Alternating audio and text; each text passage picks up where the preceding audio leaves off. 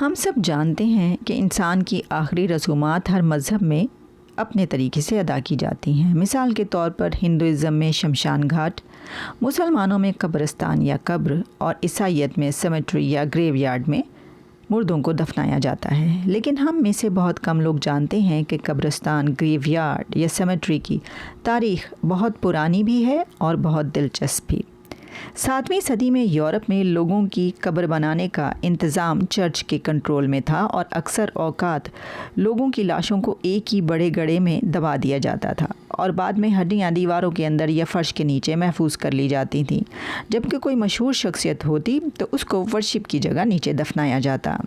19 century کے آغاز سے صنعتی انقلاب کے ابتدائی مراحل میں تیزی سے آبادی میں اضافہ ہوا، اور گریو یارڈ کے قریب بیماریاں پھیلنے کی وجہ سے اور جگہ بھی کم ہونے کی وجہ سے قبرستانوں میں مردوں کی تدفین کا سلسلہ بند ہونا شروع ہو گیا۔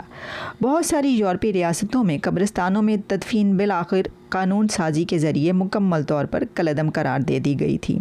قبرستانوں کے بجائے تدفین کی مکمل طور پر نئی جگہیں زیادہ آبادی والے علاقوں اور پرانے شہروں اور شہر کے مراکز سے باہر قائم کی گئیں۔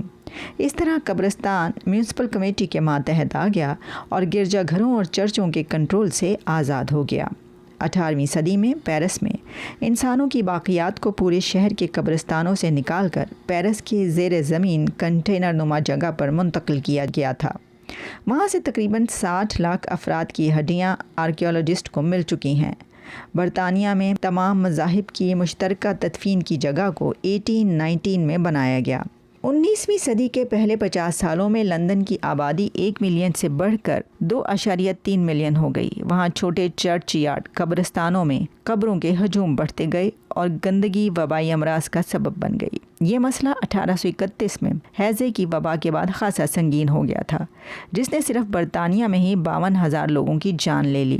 آخرکار 1832 میں پارلیمنٹ نے بڑے میونسپل قبرستان کے قیام کی ضرورت کو تسلیم کیا اور چرچ یارڈ کے قبرستانوں کو بند کر کے لندن سے باہر ان کی تعمیر کی اجازت دی گئی۔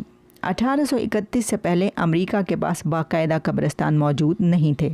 اس کے بعد ماڈرن قبرستان کا تصور آیا، یعنی آبادی سے دور ایک پارک نما قبرستان جہاں خوبصورت داخلی دروازہ بھی بنایا جاتا ہے، جیسا کہ آپ اس ویڈیو میں دیکھ رہے ہیں۔ انتہائی خوبصورت پرفضا مقام پر ایک شاندار قبرستان۔ 19ویں صدی میں امریکہ میں قبروں پر جا کر لوگ پکنک منایا کرتے تھے، یعنی باقاعدہ دعوت کی جاتی تھی مردے کے ساتھ۔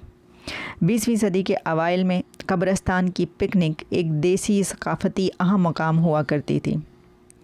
قبرستان کے جدید ڈھانچے کی تشکیل 17ویں صدی کے ہندوستان یعنی بر صغیر میں اس وقت شروع ہوئی جب وہاں پر بسنے والے یورپینز نے قبروں پر وسیع یادگاریں کھڑی کیں۔ 1800 کی دہائی کے اوائل میں تدفین کے میدانوں کی تنظیم نو کی گئی۔ 1804 میں فرانسیسی حکام نے قبرستانوں کو شہر کی حدود سے باہر لے جانے کا فیصلہ کیا۔